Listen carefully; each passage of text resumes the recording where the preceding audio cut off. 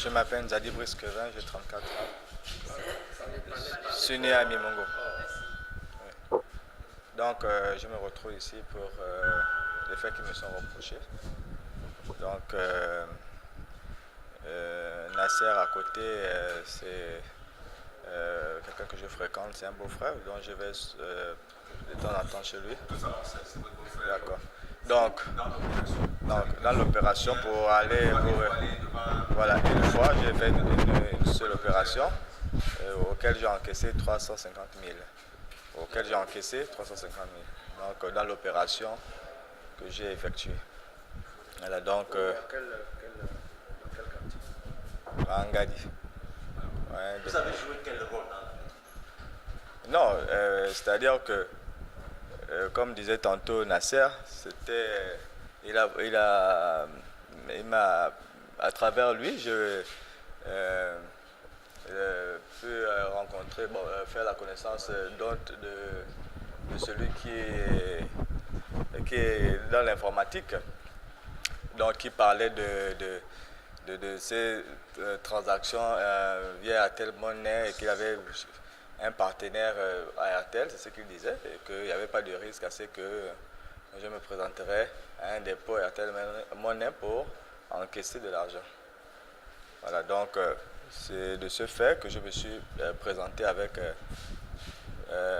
la moins d'inquiétude et que quand j'ai perçu la somme de 350 000 francs, j'ai fait retour chez un Nasser auquel j'ai présenté la somme encaissée et j'ai perçu personnellement 130 000 francs. Vous avez piraté le système. Je ne peux pas dire que j'ai piraté parce que je ne connais rien de l'informatique. Vous vous présentez devant le guichet avec quoi? Pardon? Vous vous êtes présenté devant le guichet avec Pour faire payer, vous êtes comment? Moi, je sais que vous percevez la monnaie, je vais appeler mon téléphone, vous tapez quoi? Non, en principe, l'appartenant de Airtel Money me fournit le numéro, son numéro Airtel Money que je transfère afin que il reçoive la somme dans son compte. Et la somme, qui envoie la somme? Parce qu'il faudrait bien que quelqu'un envoie la somme pour pouvoir recevoir. Qui envoie la somme? Oui, c'est celui qui fait dans l'informatique qui envoie la somme, qui envoie la somme d'argent. Voilà, dans le. C'est une somme fictive. C'est une somme fictive. Bon. Donc, il pirate, qu'est-ce qui se passe? Honnêtement, je ne sais pas si. Bon, puisque j'ai pu encaisser de l'argent, donc je peux pas.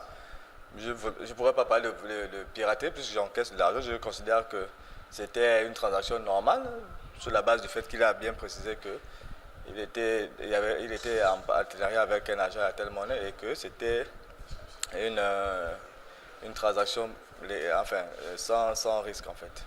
Vous êtes interpellé ici pour les mêmes choses? Non, c'est pas la première fois que je me suis retrouvé ici pour une interpellation auquel j'étais au mauvais endroit. Et puis c'était des personnes qui étaient reprochées d'avoir pris une somme d'argent à quelqu'un, à un paisible citoyen. Vous avez pour habitude de travailler avec ce fonds Airtel Money? Non, c'est l'unique fois que et l'unique transaction que j'ai eu à effectuer. Si je fais bien un rapport, lui, c'est un. Vous avez dit, monsieur, vous êtes votre profession?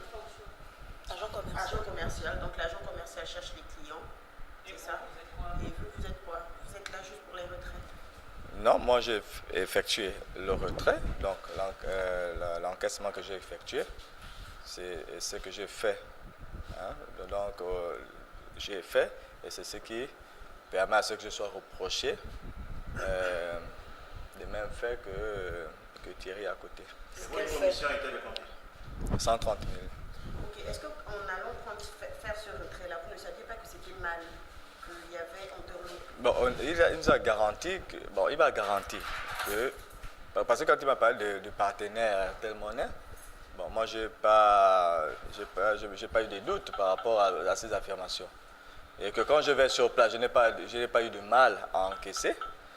Bon, j'ai pas pressenti la moindre suspicion. Vous faites quoi dans la vie? Je suis chauffeur.